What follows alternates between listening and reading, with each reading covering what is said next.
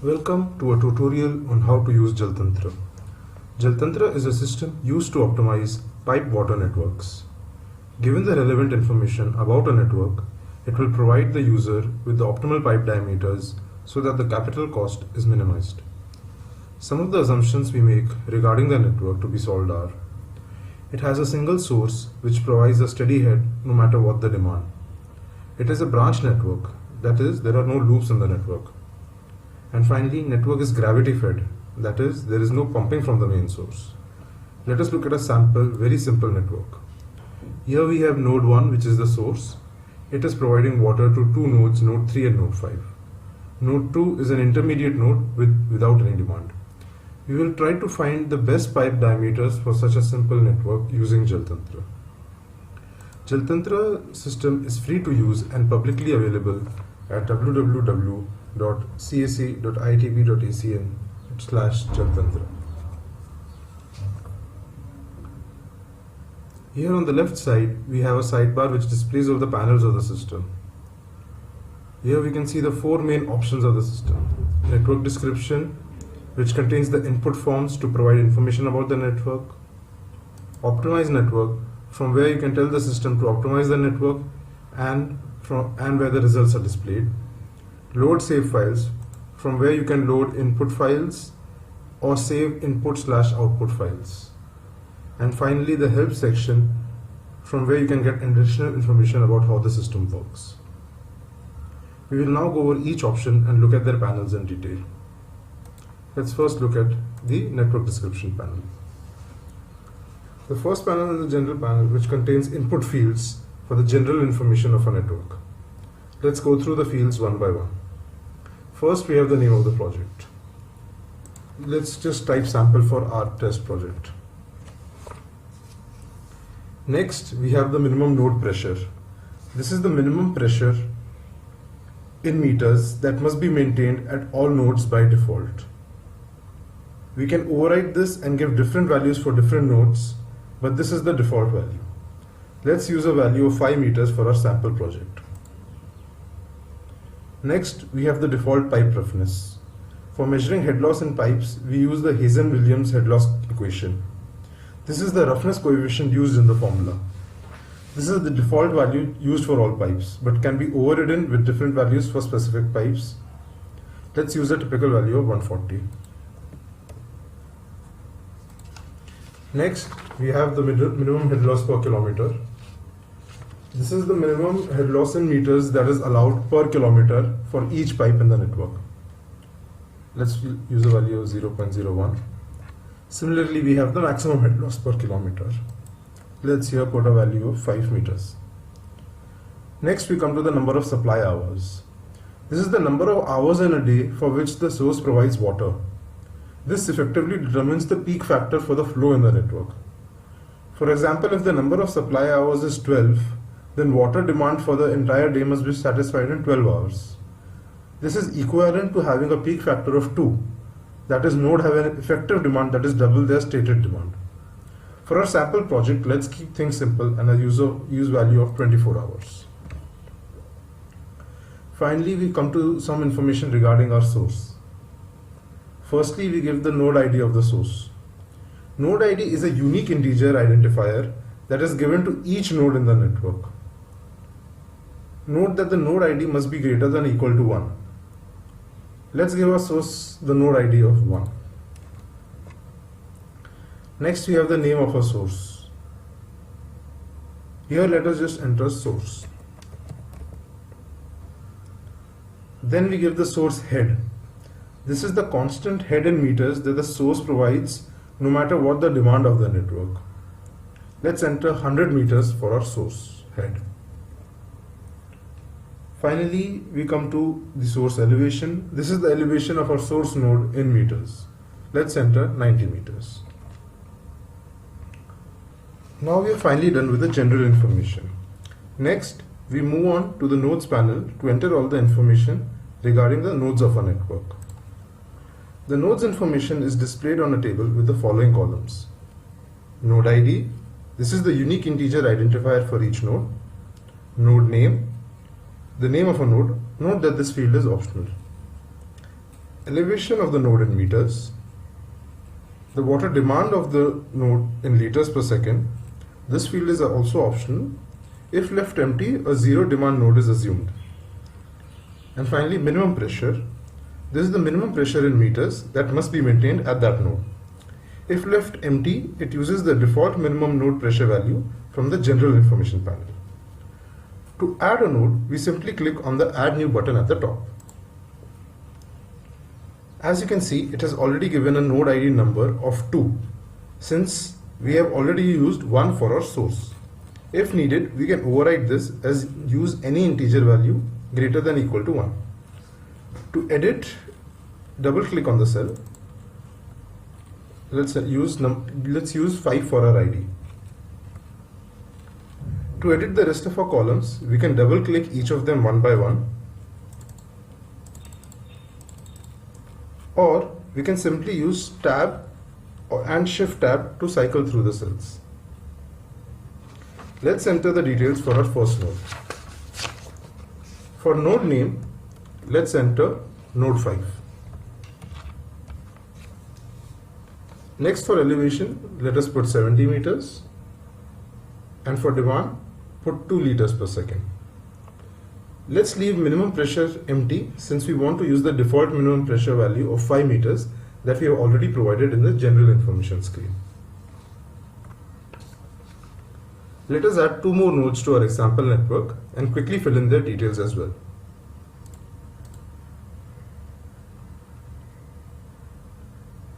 As you can see, the 2 nodes were given node IDs of 2 and 3, since for the first node we used 5 and 1 was already used by the source node.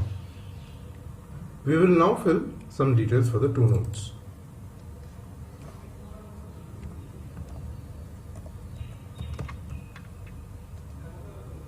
For the second node, we gave it a name of 0 node, since we don't have any demand. That is why we leave the demand column empty.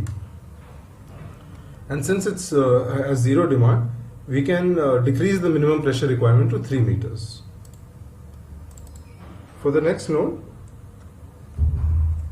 let's give it a demand of 4 liters per second. And let's say this is some drought prone area, so we might want to increase our minimum pressure requirement to 10 meters. Here we have some tools to look at the data better, especially if we have lot of nodes in our network. We can click on the column headers to sort the rows on that column. So we can sort it by node ID, for example, or node name, elevation, demand, anything. We can also search for nodes using the search bar. So let's say we search for 0 node. Now it displays only those rows that have 0 node. To clear the search, just press the cross at the right side. We can also delete nodes if we have added them by mistake. Let us first add a couple of dummy nodes. So again, you can see that it adds 4 and 6. Now to remove both of them, we just select them and press delete. Are you sure you want to delete? Yes.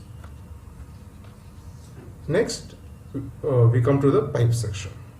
The functionality of this panel is very similar to the nodes panel. As before, we have a table with the pipe information, and we can do similar things like add, delete, search. Let us go over the columns for that pipe table. Pipe ID. Just like the node ID, this is the unique integer identifier for each pipe in the network. Start node. This is the node ID of the node at the start of the pipe. End node. Similarly, this is the node ID of the node at the end of the pipe. This is the length of the pipe in meters. This is the diameter in millimeters. Normally, diameter is calculated by the optimization, and this field is left empty. But if the pipe is using some existing diameter, then the value can be set here. Roughness. This is the Hazen-Williams roughness coefficient for the pipe. This needs to be provided if an existing diameter is being used. If left empty, it takes the default value provided in the general screen. And finally, parallel allow. If the pipe has an existing diameter, then this option can be enabled to allow a parallel pipe to be placed in case the primary pipe is not enough to serve the demand. As in the node screen, to add pipes, simply click on the Add New button. Let's quickly add 3 pipes and put in some sample values.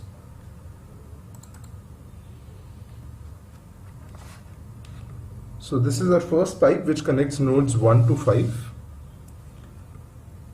It has a length of 100 meters, 1000 meters, and let's leave diameter and roughness empty. The next pipe connects nodes 1 to 2 and it has a length of 100 meters. Again, let's leave everything empty. Finally, our last pipe connects nodes 2 to 3 with a length of 1300 meters. Next, we come to commercial pipes. Here, this is where we enter the data for commercially available pipe costs. Each row in the table is simply the diameter of the pipe, its head loss roughness coefficient, and the cost per meter of the pipe. We can leave the roughness value blank and it will take the default value of the roughness from the general screen. Let's add some sample values for the commercial pipes.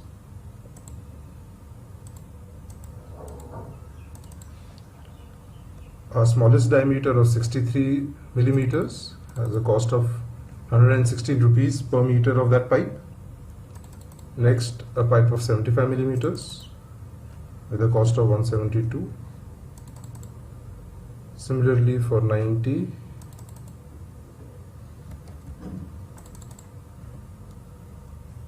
and 110.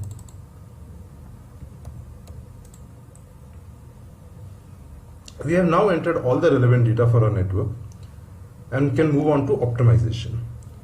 If we want to clear all the data, we can click on the reset button. This will remove all the information that we have removed. So that is why it is prompting us to save before continuing. So let's just cancel. Now that we are done entering all the network information, let's move on to optimization. Click on the Optimize Network tab and simply click on Optimize. Since this was a very small network, we are very quickly done. For a sample network, we got a done message, so it means we were successful. We are then directly taken to the results screen where we can see the nodes, pipes, and the cost details in different tabs. In the nodes tab, we can see the head at each node, the pressure, resultant pressure, and as we can see, all of it exceeds the minimum pressure requirement at that particular node. In the pipes tab, we can see the diameter of the pipe that was chosen. So for example, for the first pipe, a diameter of 75 millimeters was chosen. For the next 2 pipes, a diameter of 110 meters was chosen. The head loss that was there in the pipes and the head loss per kilometer in the pipe. And also the cost of that pipe. In the cost tabs, we can see the summary of the cost diameter wise and the net total cost of our network. Sometimes if some information is missing in the input, then we will get an appropriate warning message. Let's try that by removing the source head from the general screen. So let's go to the general tab and remove the source head. Now let's say if we try to optimize, it will give us a warning message saying please enter the source head. So let us re-enter 100 and optimize again. Sometimes if the network is infeasible, we get a network cannot be solved message. In our sample project, let us look at the pipe diameters chosen. Here we see that for pipe ID 3, a diameter of 110 meters was chosen. In our original input, let us fix the diameter for this pipe to 63 millimeters. Now let's try optimizing this network. As somewhat expected, we get a network cannot be solved message. This means for this network input, no allocation of pipe diameters can satisfy all the demands of the network. Let's see if we can do something in such a scenario where a pipe has existing diameter that is too small. Let's go back to the pipe input panel. Here for pipe 3, we can tell the system to allow parallel pipes if required. Since we already know that a 63 millimeter pipe is not enough, the system will try and place a pipe in parallel to satisfy the network. Let's try optimizing again. This time we are successful. Let's go to the pipe results tab to see what happened. The system added a 75 millimeter pipe in parallel to the 63 millimeter pipe that was existing. And this was able to satisfy the network where a single pipe could not. Note that the original 63 millimeter pipe does not contribute to the cost since it is an existing pipe. Now that we have entered all these input details and got the result, we would want to save this information for future use. Click on the Load Save Files option.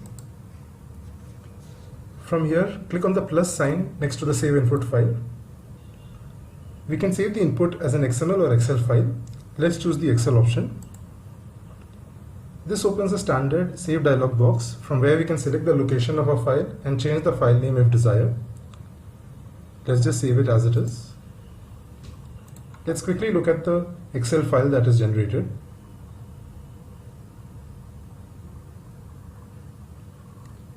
Here we see all the information that we had entered, the general information at the start, then the node information, the pipe information, and then finally the commercial pipe information.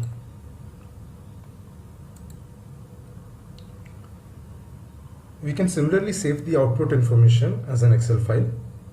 To load this file, let's go to a fresh session of Jaltantra. Open the site in a new tab.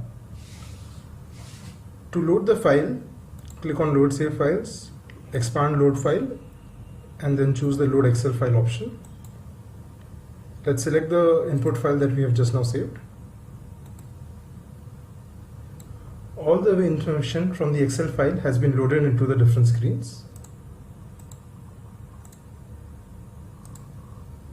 We can click on the Optimize button again and check if we get the same results as before. One thing that we had skipped earlier was the Maps tab in Network Description. Entering all the node and pipe data can be very time consuming, especially if you have a large network. Also, data like node elevations and pipe lengths need to be found either via surveys or through some GIS tool. Rather than manually entering all this data, we can use the Map tool. The system uses Google Maps and allows to add nodes and pipes to the map and then export all the details to the node and pipe tables we saw earlier. We can search for a location by name or by latitude longitude.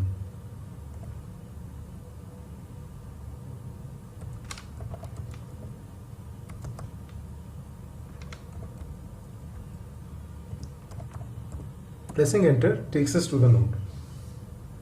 Here we can add a node at the location. On adding the node, we can edit its details like name, node ID, and whether it is the source. Let's mark it as the source and click Save. At any point, to edit the details of the node, we can right-click it and press Edit Node. This brings up the same menu as before. We can also delete it if required. These options, as well as several others, can be brought up by simply right-clicking anywhere on the map. To add nodes, simply click the Add Node button and click on a location on the map.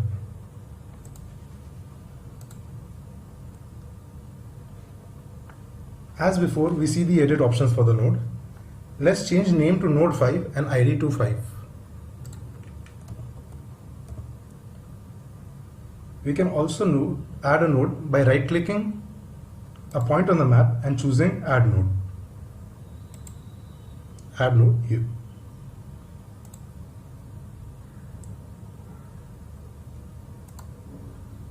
To add a pipe between two nodes, click the Add Pipe button and then click the Start node followed by the End node. So let's create a pipe from node 1 to node 5.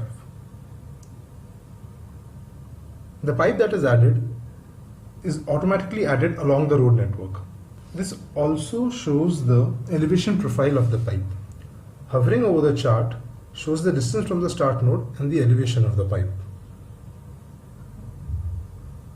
To close the chart, we can simply click the Close Chart Elevation button on the top. To display the chart again, we can simply click on the pipe.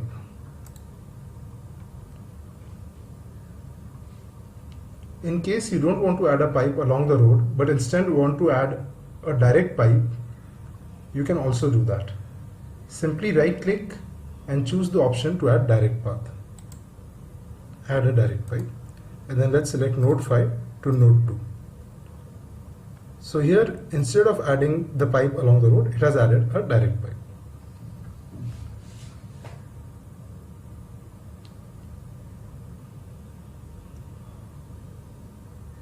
Here in the elevation profile for the pipe first, we see a point which is at a higher elevation. So we might want to add an intermediate point at this position. Simply right click the pipe at that position and choose split the pipe. This will add a dummy node in between the two nodes. Nodes can also be moved by left clicking and dragging them on the map. Let's choose node 3 and put it here. Once we are done, we can export all this data to the node and pipe tables by pressing the transfer data button. If the transfer data is confirmed, it will overwrite any previous data that has been entered. Once the data has been transferred, we can enter the additional details like node demand and any existing pipe diameters. For now, let's just click no and work with the previously entered data. In the end, we have the help option. Here we can see the units used for the various parameters. Elevation head and length use meter, demand uses liters per second, minimum pressure also uses meter, and diameter uses millimeter. We can also download some sample input and output files. For extra information on Jaltantra, you can visit cac.itb.ac.in/Nikhil/Jaltantra. For any queries, please contact me at huda.nikhil@gmail.com. Thank you for listening and hope you found this tutorial on Jaltantra very useful.